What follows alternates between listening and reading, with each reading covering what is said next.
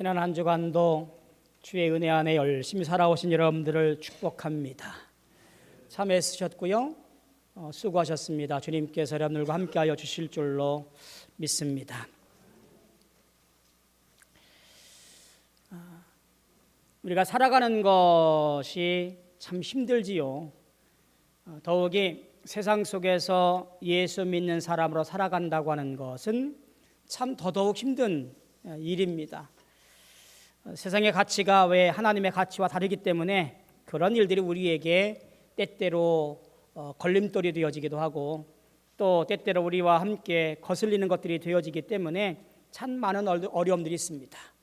그럼에도 불구하고 우리가 예수 믿는 자라면, 하나님의 자녀라면 어떻게 살아갈 것인가라는 고민들은 해보고 또한 결단해야 될 줄로 믿습니다. 우리가 잘 아는 한국 초대교회 부흥사였던 한 분을 소개합니다. 아마 한국 교회사에서 유독 눈에 띄는 몇몇 분들이 있지요. 최권능 목사님이라든가 김익두 목사님이라든가 하는 분들이 눈에 떠오릅니다. 그 중에 한 사람을 소개하는데요, 아마 여러분 들어보셨을 것이라고 생각이 되어집니다. 바로 김익두 목사님에 대한 이야기예요. 이분은 전직 깡패입니다. 깡패였던 분이 전도받고 은혜 받아서 예수 믿는 사람이 되었어요. 그가 예수 믿고 구원받은 것을 고백한 이후에 가장 먼저 한 일이 있는데 그것이 뭐냐면 부고장 돌리는 거였습니다. 사람들한테 자신의 죽음에 대한 부고장을 탁 돌렸어요. 자, 그리고 이 부고장 받은 사람들의 반응이 참 신기합니다. 부고장 받았으면 슬퍼해야 되잖아요. 근데 부고장 받은 사람들의 반응이 뭐냐면, 이야, 그놈 잘 죽었다. 야, 이제 살맛 난다. 이런 반응들인 거예요. 거기 보니까 장례일이 적혀 있는데요, 사람들이 야, 그놈 어떻게 장례식 치르나 한번 가보자 라고 해서 사람들이 웅성웅성 그 장례일에 모여들었습니다. 그래서 도대체 김익두 그놈이 죽은 것에 대해서 다들 반가워하면서 기쁜 얼굴로, 밝은 얼굴로 모여서 장례식을 치를 준비를 합니다. 기겁을 합니다.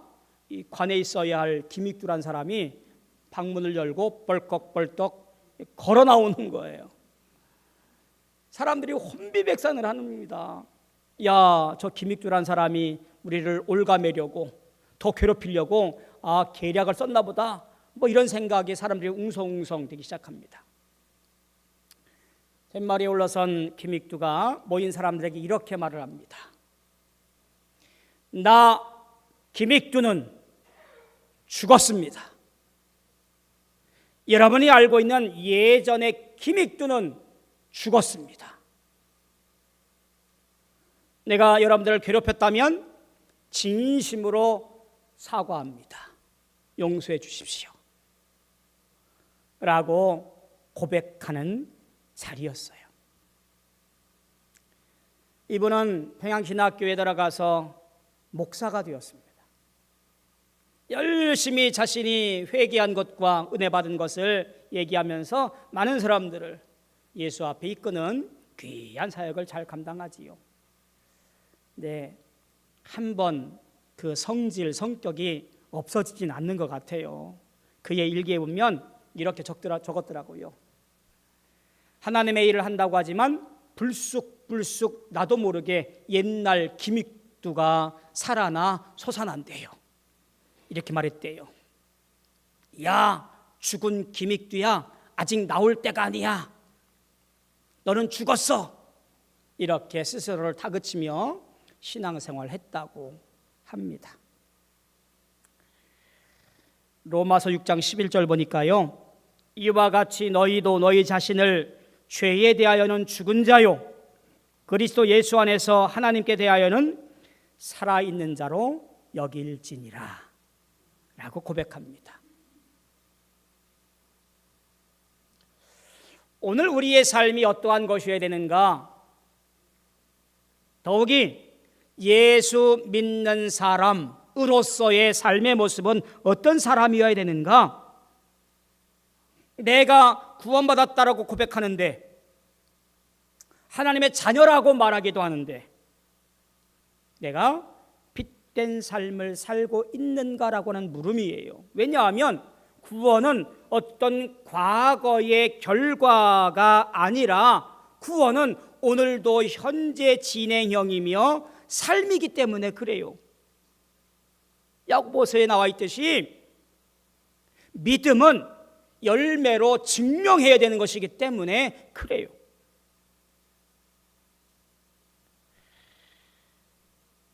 오늘 그리스도 안에 사는 저와 여러분들이 누구인지를 바로 알고 그것에 걸맞게 힘들어도 어려워도 고생스러워도 분명히 해내야 할 분명한 이유가 거기에 있습니다. 결심하고 결단하는 오늘 시간 되어지기를 주님의 이름으로 부탁을 드립니다. 로마서를 읽다 보면요, 우리가 한 가지, 로마서 하면 떠오르는 한 가지 주제가 있어요. 누구나에게나 물어보면 로마서가 어떤 말씀이에요? 라고 물으면 어느 누구나 이렇게 말을 합니다. 의인은 오직 믿음으로 말미암아 살리라. 이 말씀이지요. 로마서 1장 17절 말씀이에요. 우리는 이를 가리켜서 이신칭의라고 그렇게 한자어로 말을 해요. 이 오직 의인은 믿음으로 말미암아 살리라, 이 말씀 때문에 로마서 전체가 오해받기도 합니다. 부분적인 진리라고 하는 거예요. 중요한 진리이긴 중요한 말씀이긴 하지만 그것이 로마서 전체를 이야기한다라고는 볼 수가 없어요. 자, 정확히 말하면 로마서 전체를 아우르는 것은 어떤 것이냐면요, 하나님의 역사를 이야기합니다. 로마 교회 교인들에게 하나님의 전체 역사를 말하고 싶은 것이 바울 사도의 로마서예요. 사람과 사람 사이의 역사가 아니라 하나님과 인간 사이의 역사, 즉 하나님께 대하여 불순종했던 우리가 마지막 구원까지 이르는 역사의 이야기를 하고 싶은 것이 뭐냐면 로마서의 이야기라 그런 거예요. 달리 말하면 하나님의 은혜로운 주권에 대한 거부와 그 회복에 대한 말씀, 그것이 로마서의 말씀이라고 보는 것이 더 적합하다고 보여집니다. 그리고 그 앞에 이렇게 말하는 거예요. 우리의 선택의 기로에 놓여 있다고 로마서는 우리를 초대합니다. 죄의 지배 아래 계속 머물든지 아니면 하나님의 지배를 수용을 하고 믿음의 사람으로 살아가든지 양자택일을 하라 그런 거예요. 결코 중립, 회색지대가 있지 아니하고 우리가 어느 한쪽을 선택해서 살아가라고 하는 거예요. 즉 자유의지의 영역이지요. 태어날 때부터 죄의 노예입니다. 하나님의 은혜로운 통치를 받아들여서 하나님의 사람으로 살든지 아니면 하나님을 거부하고 죄의 노예로 살든지 그러라는 거예요. 만일 우리가 하나님의 피조물인 것을 인정하고 하나님의 주인 되심을 인정하고 하나님과 화해하면 우리에게 놀라운 은총과 역사를 드러내 보이신다라는 얘기지요. 결국 구원이 뭐예요? 죄의 권세에 해방되어 하나님의 주권 아래로 들어가는 것, 그것이 구원이라고 말할 수 있는 거지요. 따라서 하나님의 주권 아래에 있다면 하나님의 자녀로 부름받은 저와 여러분들은 하나님의 뜻대로 합당하게 삶을 살아내야 되는 거예요. 저도 말만 이렇지 쉽지가 않아요. 목사인 저도 힘들고요. 그렇게 사는 것이 삶에서 직접 뛰어야 하는 여러분은 더더욱 힘들어요. 그러나 분명히 이 강단에서 말씀을 증거합니다. 아무리 힘들고 어려워도, 아무리 땀나고 수고로워도 그것이 우리의 생명이기에 그것이 믿는 자의 삶이기에 우리는 하나님의 뜻에 합당한 삶을 살아내야 합니다. 그것이 우리에게 주어지는 하나님의 귀한 역사예요. 로마서 8장을 성령장이라고 불러요. 성령에 대한 이야기로 유명한 말씀이 로마서 8장입니다. 바울의 성령론을 이해하려면 로마서 8장을 보아야 되는 것이 마땅합니다. 여러 성령의 이해를 위해서 로마서 8장을 통하여 바울의 성령론을 보게 되어집니다. 오늘 우리가 보고 있는 로마서 8장 한 장만 보더라도 영이라는 단어가요 계속 반복되어집니다. 몇 번 나오냐면요 21번 나와요. 근데 2개만 빼고 19번이 어떤 것에 관련된 것이냐면 성령에 관련된 거예요. 그러니까 8장 전체를 볼 때 성령이라고 하는 것은 즉 성령의 사역의 필요성을 통하여 성령을 통해 우리가 승리하며 생명을 부여해 주는 것이라는 것을 이야기하지요. 결국 성령을 통하여 오직 성령만으로 죄와 사망의 권세에서 자유를 얻을 수 있다라고 가르쳐 주는 것이지요. 우리 그 얘기를 한번 쭉 보면서 오늘 말씀을 같이 나누도록 했으면 좋겠습니다. 로마서 8장은 처음부터 성령과 그리스도 사건을 밀접하게 연결합니다. 다시 말해서 그의 성령론이라고 하는 것은 기독론과 즉 그리스도의 사건과 밀접하게 연결되어 있다는 점을 알려주려고 합니다.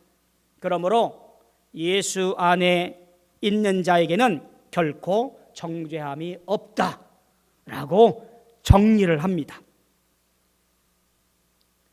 그러니까 기독론을 잘 강화하고 2절에서 이것을 확장시키는 것으로 보여지지요. 예수 안에 있는 자들은 더 이상 정죄, 즉 죄에 대한 어떤 책망이 없다라는 것을 말합니다. 왜냐하면 예수와 연합할 때 죄 때문에 받게 될 정죄와 사망의 형벌을 벗어나서 구원을 받았기 때문이라고 말합니다. 즉 성령께서 우리를 자유롭게 해주시는 것이지만 이 성령의 역사가 기독론으로 이해되어져야 된다라고 바울은 이야기하고 있는 거예요. 결국 이를 통해서 어떤 영적 열광주의나 어떤 성령의 신비주의적인 것들로부터 해석을 거부하는 모습으로 바울은 이 일을 주장하고 있습니다. 결국 8장 전체를 지배하는 핵심적인 구절로 구분되어지는 2절의 선언을 통해서 성육신과 혹은 십자가 사건을 통해서 어떤 율법의 요구를 성취하신 것이라고 말하고 있는 것이고요. 더 이상 죄와 사망의 법, 이른바 율법과 육의 세력을 믿는 자의 신분과 삶이 더 이상 좌우할 수 없다라고 정리를 해버립니다. 이처럼 우리가 신분이 육신에 속한 자가 아니라 영에 속한 자라고 한다면, 그렇게 고백한다면 이제 삶의 현장에서 성령의 인도함을 따라서 부활의 생명을 나타내야 할 책임이 바로 우리에게 있다라고 설명을 하는 거예요. 성령께서 이 모든 일들을 우리 삶의 환경에서 열어놓았다라고 하는 거예요. 목사님, 저 믿음이 약해요. 성령 아직 경험도 못했어요. 남들 잘하는 방언 그것도 못해요. 제 마음에 확신도 없어요. 이런 핑계대며 내 삶에서 말씀하신 빛과 소금이 되라, 그리스도의 향기가 되라, 사람들로부터 칭송을 받으라, 이런 것들을 유야무야 묻어버리려고 하는 미련한 신앙생활, 그것들로 말미암아 우리를 대신 어떻게 감추려고 하는 비겁한 신앙인이 되어져 버리는 것, 그것이 아니라고 하는 거예요. 내가 오늘 예수 믿는 것만으로, 예수 앞에 나와 예배 드리는 것만으로 내가 하나님의 구별된 백성이오니 오늘 주님께서 허락하신 성령의 은혜를 따라서 그 일들을 잘 감당하여 주님이 기뻐하시는 놀라운 일들을 나타내라고 요구하시는 거예요. 오늘 12절부터 17절까지 보면 이 말씀을 더욱 확실히 하게 되어져요. 성령 안에 있는 존재를 설명하기 위해서 뭐라고 부르냐면요, 하나님의 아들 혹은 하나님의 딸이라는 주제로 소개합니다. 이 말씀은 갈라디아서에 있는 말씀과 같은 주제라고 보시면 될 것 같아요. 바울은 믿는 자들에게 뭐라고 말하냐면 양자의 영을 받은 사람들이라고 소개합니다. 그러니까 저와 여러분들이 누구라고 하는 거예요? 양자의 영을 받은 하나님의 아들, 하나님의 딸이라고 소개하는 거예요. 1절부터 13절까지 생명의 지배적인 개념이라고 본다면 14절부터 17절까지의 말씀은 그 지배적인 개념의 아들됨, 이 말씀이 첨가된 거예요. 나의 관계와 나의 신분과 나의 소속이 하나님의 아들, 하나님의 딸이 되었다라는 선포가 바로 여기에 있는 거예요. 얼마나 중요한 선포인지 알 수가 없습니다. 예수님께서 하나님과 아들의 관계를 가지고 계시다면 성령께서 이제 예수님께 속한 자들에게 하나님의 아들 되게 하시는 이 관계를 중개하시는 양자의 영이 되어서 우리를 성령의 인도함 따라 하나님을 무엇라고 부를 수 있는 능력을 주셔요? 아빠, 아버지라 부를 수 있도록 했다라는 놀라운 선포예요. 오늘 내가 죄로 말미암아 죽을 수 있는 존재가 아니라 하나님을 아빠, 아버지라고 부를 수 있는 존재가 되었다라는 얘기예요. 그런 관계가 되었다라는 얘기예요. 저 멀리 동떨어져 버린 하나님, 그 하나님이 아니라 남의 아버지가 아니라 그분이 나와 관계된 친밀한 관계로 맺어져서 나의 아버지, 나의 아빠 되었다라는 선포예요. 할렐루야. 이런 변화된 자의 모습을 설명하면서 바울은 몇 가지 개념을 소개해요. 12절에 보니까 이렇게 먼저 소개합니다. 우리가 빚진 자로 되라고 우리를 소개해요. 하나님의 아들 된 자인데 우리를 가리켜서 빚진 자라고 그렇게 얘기합니다. 빚진 자라는 표현은 뭘까요? 아무런 대가도 치르지 않고 거저받은 구원, 이렇게 관련되어져 있어요. 구원을 거저받았으니 우리 모두가 다 하나님의 구원의 은혜에 빚진 자라고 하는 이야기예요.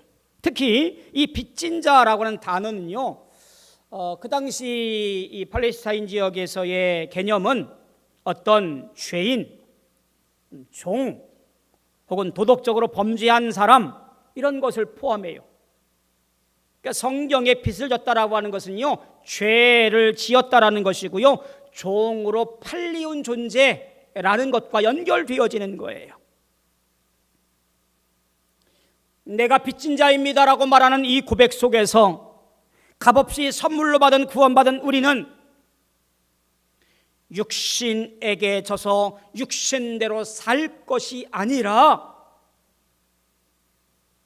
오늘 내가 영으로서 몸의 행실을 죽여 빚진 자의 삶을 벗어나 하나님의 기쁨 안에 살아가는 사람이어야 된다는 얘기예요. 하나님은 우리에게 그것을 되갚으라고 말씀하지 않으세요. 삶을 살아냄으로 말미암아, 빚진 삶을 살아냄으로 말미암아 그 모든 것들을 그렇게 드러내라고 얘기합니다. 저와 여러분들은 빚진 자예요. 빚진 자로서 주의 은혜 가운데 놀라운 일들을 드러내며 영광 돌리시는 성도들 되어지기를 주님의 이름으로 소망하고 축복합니다. 또 한 가지 개념은요, 여기 보면 상속자라는 개념이 있습니다. 이 상속자라는 개념을 가만히 볼 때 이 그리스도와 관계된 상속자라는 것으로 보여집니다. 이 상속자라고 하는 것이 어떤 것을 말하는 것일까요? 하나님을 계승한다라는 말로 표현되어집니다. 그러니까 하나님께서 갖고 계신 영광을 계승하는 사람, 그게 하나님의 상속자라고 하는 개념이에요. 이렇게 말하는 거지요. 하나님 자신의 영생, 즉 불멸의 생명과 하나님의 통치에 참여하는 것, 그게 하나님의 모든 것을 계승하는 사람, 그게 상속자예요. 놀라운 개념이지요. 죄로 말미암아 죽을 수 없는 인생인데 우리가 하나님의 양자가 되어 아들 되어서 하나님의 영광을 상속받을 수 있다니, 우리의 신분과 우리의 위치와 우리의 존재가 얼만큼 상승되었는지를 드러내고 있는 말이 이 상속자라는 말이에요. 야, 대단해졌네. 누려야지. 모든 게 내 뜻대로야. 성경은 그렇게 말하지 않아요. 바울 사도가 말하는 이 상속자라고 하는 것은요, 기억해야 할 것이 있습니다. 그것이 무엇이냐면 우리가 그리스도와 함께한 상속자라고 하는 거예요. 그리스도와 함께한 상속자, 이 말은 그리스도만이 참된 아들이었는데 참된 상속자가 되었는데 우리가 그로 말미암아 함께 상속자가 되었다라는 이 말, 즉 예수 안에서 이루어진 상속자라는 말은 특권만이 아니라 예수 그리스도가 이 땅에 오셔서 그 사역을 감당하면서 받았던 그 모든 고난과 고통과 십자가와 어려움도 함께 받을 자라고 하는 사실이에요. 그것이 여기 보니까 고난도 함께 받아야 할 것이니라 라고 하는 고백이에요.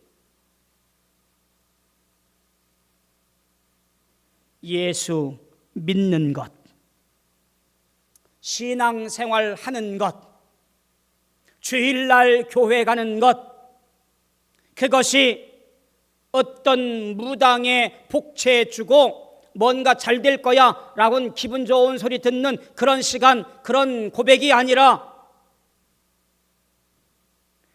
이 땅에서 예수 믿는 사람으로 누려야 할 많은 것들 있지만, 그러나 그로 말미암아 얻게 될 많은 고난과 고통과 어려움들도 거뜬히 견뎌내며 주님 앞에 합당한 삶을 살아내야 한다고 하는 놀라운 실천적 고백이 여기에 담겨 있습니다. 이런 물어볼까요? 예수 믿는 것 때문에 손해보신 적 있으세요? 예수 믿는다고 진급에 누락된 적 있습니까? 예수 믿는데 내가 뭔가 더 이득을 봐야 되는데 반대로 손해본 적 있습니까? 잘하신 거예요. 잘 사신 거예요. 예수 믿는 것 때문에 오히려 이 땅에서 고난을 경험한다면 믿음 생활 잘하시는 거예요. 우리는 이 땅에서 누리기 위해 선지하는 것이 아니라 이 땅에서 신앙을 이루어감으로 말미암아 저 영원한 나라를 누리기 위해서 나그네 인생을 살고 있는 거예요. 이 땅엔 누리려고 하는 사람들은요, 저 세상 사람들이에요.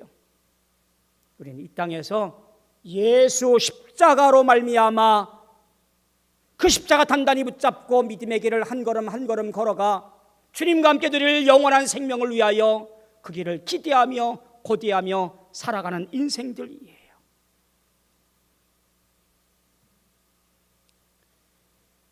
베드로전서 5장 10절에 보면 우리는 잠깐 고난을 당한 후에 영원한 영광을 들어가게 될 것입니다 라고 고백한 것을 기억하시기를 바랍니다. 고난 없이 영광도 없고요, 십자가 없이 부활도 없습니다. 다시 한번 묻습니다. 사랑하는 성도 여러분, 예수로 인해 즐거움만 추구하고 계신가요? 예수로 인해 받아들일 어떤 것들만 셈하고 계신가요? 예수로 얻게 될 이득만을 고대하고 계신가요? 어쩌면 이러한 것들은 잘못된 신앙심이고 잘못된 바람이고 바르지 못한 신앙의 모습일 겁니다. 왜냐하면 이런 모든 것들은 사라져 버릴 것, 그리고 세상의 것들이기 때문에 그렇습니다. 우리가 오늘 바라고 소망하고 기대해야 되는 것은 나를 불러 양자 삼으시고 자녀라 불러주시며 상속자가 되게 하신 아빠, 아버지의 뜻에 합당한 삶을 살아냄으로 말미암아 그 열매를 세상 속에 드러내어서 칭송받는 그리스도인들이 되어야 한다고 하는 거예요. 영으로 내 몸의 행실을 죽이며 예수로 영광만 그리고 고난도 함께 받아 견디는 자이어야 합니다. 저와 여러분은 하나님의 자녀입니다. 또한 하나님의 상속자입니다. 자녀답게 상속자답게 올곧게 믿음의 삶을 살아내므로 말미암아 모든 곳에서 하나님이 기뻐하시는 복된 믿음의 사람들 다 되어지기를 주님의 이름으로 소망하고 축복합니다. 기도하겠습니다. 고마우신 아버지 하나님, 주님의 은혜 감사합니다. 오늘도 주 앞에 나와 예배하며 뜨끔한 말을 듣습니다. 우리는 어쩌면 이득을 취하고 높은 자리를 추구하고 뭔가 나에게 달콤한 것이 있나라고 두리번거렸던 것이 우리인 것을 고백할진대 모든 것들을 버려버리고 오히려 예수님 때문에 세상에서 눈총을 받아도 믿음을 지켜 하나님을 기쁘시게 할 수 있는 거룩한 성도, 신실한 성도, 믿음이 올곧은 성도 되어지게 도와 주시옵소서. 성령께서 우리를 충만하게 채워 주시옵소서. 예수님의 이름으로 감사하며 기도하옵나이다. 아멘.